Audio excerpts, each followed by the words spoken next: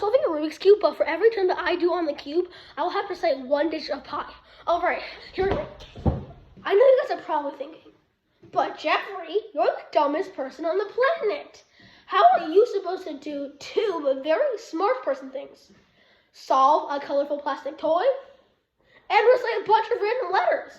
Well, I have absolutely no idea. The only thing I do know is that I am too smart to fall for this again. All right, at this point, I don't even care anymore, so let's just get started. Here we go. 3.1, 4, 1, 9, 7, 9, 3, 2, 3,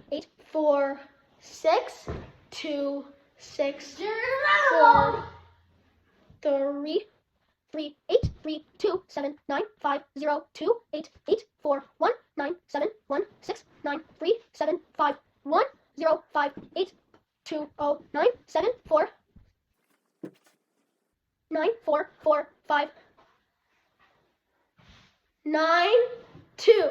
Yes!